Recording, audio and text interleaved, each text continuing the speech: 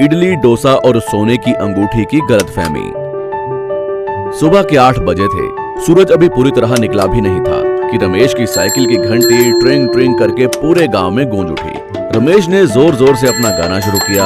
इडली ले लो इडली, मोगरे के फूल जैसी सफेद, मक्खन जैसी मुलायम, खाओगे तो बनोगे बाहुबली, नहीं खाओगे तो रह जाओगे खलबली, सांभर पियोगे तो बढ़ेगा दिमाग, चटनी खाओगे तो चमक जाएगा चेहरा, आ जाओ बाबू आ जाओ।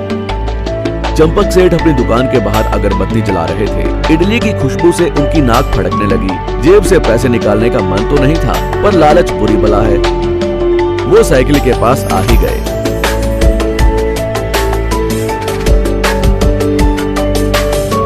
अरे रमेश, आज सांभर में पानी ज्यादा मिला दिया है क्या? खुशबू कम आ रही है।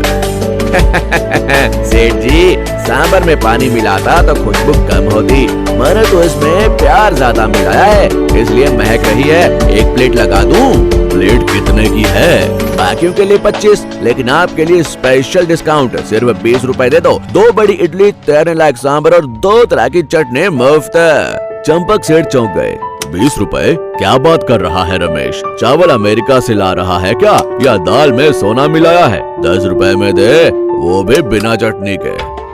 रमेश ने साइकिल का स्टैंड लगाते हुए मजाक में कहा। सेठ जी, 10 रुपए में तो अब साइकिल में हवा भी नहीं भरती। रही बात सोने की, आज तो नहीं मिलाया, पर धंधा बढ़ाने के लिए शायद कल मिला भी दूं। किसकी किस्मत चमक जाए कौन जानता है। आज इडली खाने वाले को कल शायद लक्ष्मी जी के दर्शन हो जाएं। रमेश ने तो मजाक में कहा था, लेकिन पास ही दीवार पर बैठकर दातुन कर रहे गजेंद्र ने ये सुन लिया। सोना, किस्मत, लक्ष्मी, ये 3 शब्द सुनते ही गजेंद्र के दिमाग में एक कहानी बनना शुरू हो गई। शाम को गजेंद्र भागता हुआ चंपक सेठ की दुकान पर पहुंचा। सेठ जी अपनी पुरानी बही खाते की किताब झाड़ रहे थे। गजेंद्र ने इधर उधर देखा जैसे कोई राज की बात हो, और सेठ के कान में फुसफुसाया। सेठ जी, आपको असली खबर पता चली या अभी भी पुराने वाले उधार के चक्कर में पड़े हो? चंपक सेठ ने चश्मा ठीक किया। क्या हुआ, फिर किसी की भैंस खुल गई क्या? भैंस नहीं सेठ जी, बहुत बड़ी खबर है। सुबह रमेश की बात याद है, कल सोना मिलाऊंगा वाली? अरे वो तो मजाक कर रहा था।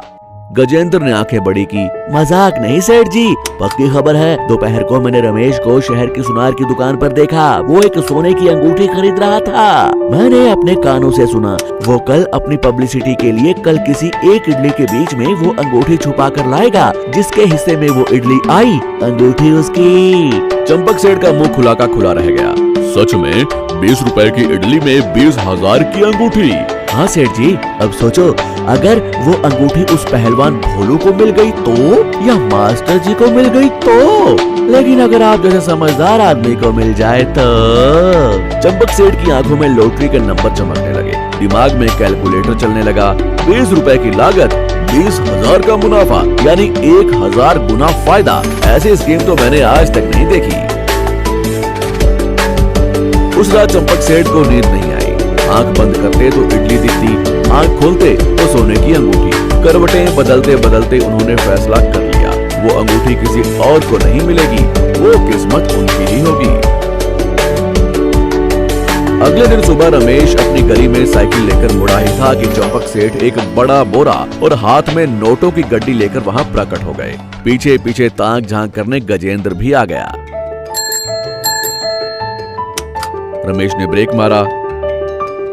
अरे सेठ जी, इतनी सुबह? अभी तो मैंने सांभर का ढक्कन भी नहीं खोला।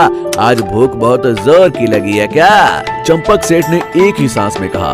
रमेश, सांभर नहीं चाहिए, चटनी भी नहीं चाहिए, चम्मच भी नहीं चाहिए। इस ड्रम में जितनी इडली है सब मेरी। एक भी इडली किसी और को बेचने की जरूरत नहीं है। कोई मांगे तो कह देना खत्म हो गई। रमेश हैरान रह गया। सारी सेठ जी, इसमें 100 इडली हैं। क्या घर में कोई फंक्शन है या भंडारा करवा रहे हो? चंपक सेठ ने मन में सोचा, भंडारा करवाऊंगा तो अंगूठी किसी और को मिल जाएगी। ऊपर से कड़क आवाज में बोले, तुझे क्या करना? मैं खाऊं या फेंकूं, मेरी मर्जी। धंधा करना है या नहीं? रमेश ने सर खुजाया। ठीक है सेठ जी, 100 इडली 20 के हिसाब से 2000 रुपए हुए। चंपक सेठ ने जेब से 2000 का कड़क नोट निकालकर रमेश के हाथ में थमा दिया। ये लो 2000, खुले नहीं चाहिए, रख लो, बस ये सारे इडली चुपचाप मेरे बोरे में डाल दो। कंजूस सेठ के मुंह से खुले नहीं चाहिए सुनकर रमेश को चक्कर आने ही वाले थे। लगता है यार सेठ जी पर कोई ऊपरी साया है। ये सोचते हुए रमेश ने सारी इडली सेठ के बोरे में भर दी।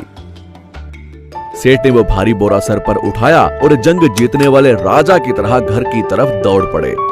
रमेश को कुछ समझ में नहीं आया, पर 2000 का नोट जेब में रखकर वो खुशी खुशी घर लौट गया। चंपक सेठ अपने घर के बरामदे में बैठे थे, दरवाजे बंद थे, सामने इडलियों का ढेर लगा था। पास में गजेंद्र बैठा लार टपका रहा था। अरे गजेंद्र, तू उधर ढूंढ, मैं इधर ढूंढता हूँ। अंगूठी मिली तो मेरी, तुझे चाहिए तो इडली खा लेना। सेठ जी ने एक एक इडली को उठाकर उसे मसलना शुरू किया। पहली इडली चूरा चूरा हो गई, सोना नहीं मिला। 10वीं इडली आटे की लोई बन गई, सोना नहीं मिला। 50वीं इडली इडलियों का हाल बेहाल हो गया, उपमा बन गई। चंपक सेठ के पसीने छूटने लगे, रफ्तार बढ़ा दी। दोनों हाथों से इडलियों का कत्लेआम शुरू हो गया। कहाँ है, कहाँ है, कहाँ है वो अंगूठी? आखिरी इडली भी मसल दी गई। फर्श पर सफेद इडली के मलबे के सिवाय चमकता हुआ सोना कहीं नहीं था। चंपक सेठ रोने वाले हो गए। धोखा, गद्दारी, गजेंद्र, तूने झूठ बोला, मेरे 2000 रुपए मिट्टी में मिल गए। तभी बाहर साइकिल की घंटी बजी। रमेश अपना सांभर का बर्तन भूल गया था, वही लेने वापस आया था। चंपक सेठ गुस्से में बाहर दौड़े।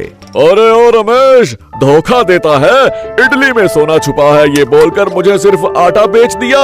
चंपक सेठ चिल्लाए। रमेश ने मासूमियत से पूछा, सोना मैंने कब कहा सेठ जी?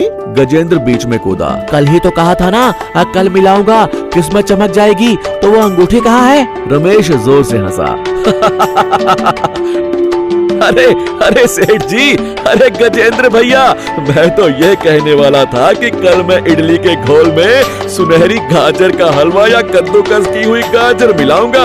आज की इडली देखी नहीं, थोड़ी लाल पीली सुनहरे रंग की थी। गाजर खाने से आंखें तेज होती हैं, सेहत सोना बन जाती है, ये मेरा मतलब था।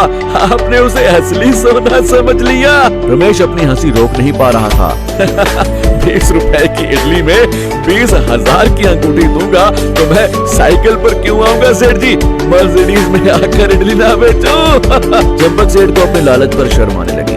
2000 रुपए में गाजर वाली इडली का उपमा खरीदा है, ये सोचकर दिल बैठने लगा। पास खड़े गजेंद्र ने मुझे जरूरी काम याद आ गया कहकर वहाँ से पतली गली पकड़ ली। रमेश हंसते हुए चला गया। चंपक सेठ बस उस मसली हुई इडली के ढेर को देखते रह गए। मरता क्या ना करता, उन्होंने उन्हीं इडलियों को सुखाकर उनकी बड़ियां बनाई और अगले 3 महीने तक वही खाई। उस दिन के बाद से अगर कोई गांव में किस्मत या लॉटरी की बात करता तो सेठ जी को इडली याद आ जाती और वो वहां से भाग खड़े होते।